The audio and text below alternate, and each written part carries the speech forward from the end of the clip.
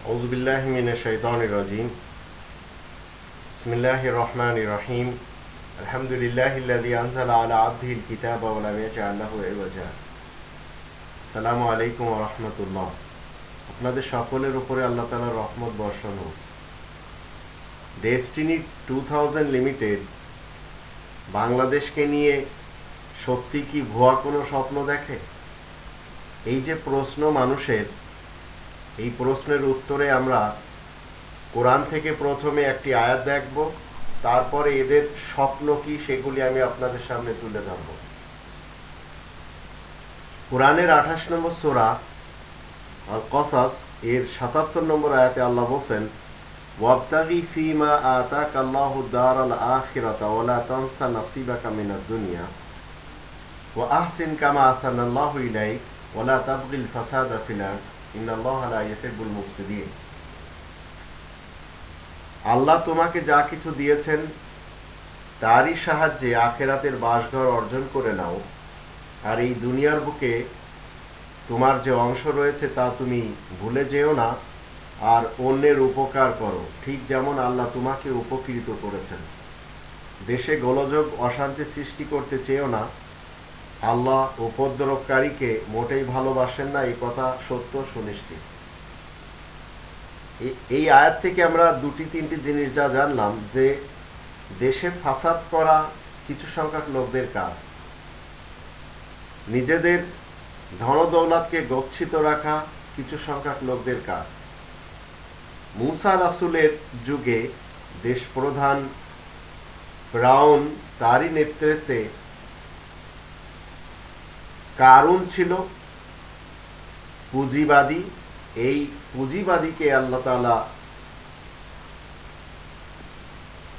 মুসা রাসূলের মাধ্যম দিয়ে এমন কিছু কথা বলাইছিলেন যে আল্লাহ যে তোমাকে ধনসম্পদ দিয়েছে তা থেকে তুমি যারা অধিকার রয়েছে, বঞ্চিত রয়েছে, তাদেরকে দিয়ে দাও। কোরআনের 51 নম্বর সূরা যারিয়াতের 19 নম্বর আয়াতে আল্লাহ বলেন, ওয়াফি আমওয়ালিহিম হাক্কুল লিসাইলি ওয়াল মাহরুম। আর যারা বিত্তশালী তাদের দৌলতের ভিতরে যারা বঞ্চিত তাদের অধিকার রয়েছে। তো মুসা রাসূল এই পুঁজিবাদীকে বললেন, আল্লাহ তোমাকে যা কিছু দিয়েছেন তারই সাহায্যে আখিরাতের বাসঘর অর্জন করে নাও, আর এই দুনিয়ার বুকে তোমার যে অংশ রয়েছে তা তুমি ভুলে যেও না, আর অন্যের উপকার করো ঠিক যেমন আল্লাহ তোমাকে উপকৃত করেছেন, আর দেশে গোলযোগ সৃষ্টি করো না।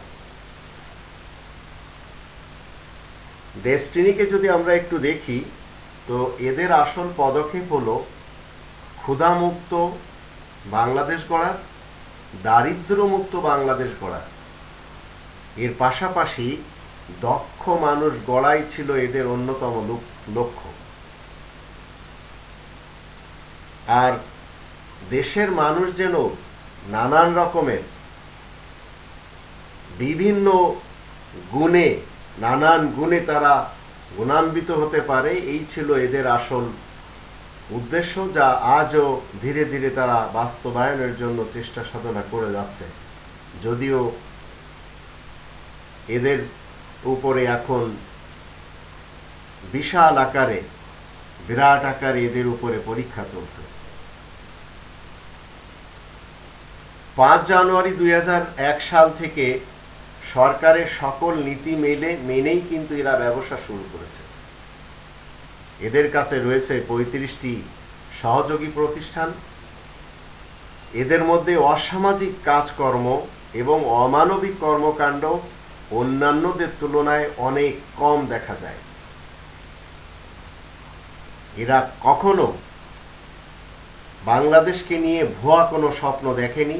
যারা তাদের উপরে আরোপ লাগান তাদের জানা উচিত ডেস্টিনি ভুয়া স্বপ্ন নিয়ে দেশে কাজ করছে না। এরা সমাজের বঞ্চিত যারা, তাদেরকে সঙ্গে নিয়ে কাজ করছে এবং নানান গুণে গুণান্বিত করছে বাংলাদেশের ছেলে মেয়েদেরকে। এবং এদের প্ল্যাটফর্ম দক্ষ মানুষ দ্বারাই পরিচালিত। এরা ক্ষুধামুক্ত এবং দারিদ্র্যমুক্ত বাংলাদেশ চায়, তাই এদের নিয়ে যারা বলছেন যে বাংলাদেশকে নিয়ে এরা ভুয়া স্বপ্ন দেখছে, একেবারে ভুল কথা। তাদের শুধরে নেওয়া উচিত যারা এমন ধরনের কথা ডেস্টিনির ব্যাপারে বলছেন।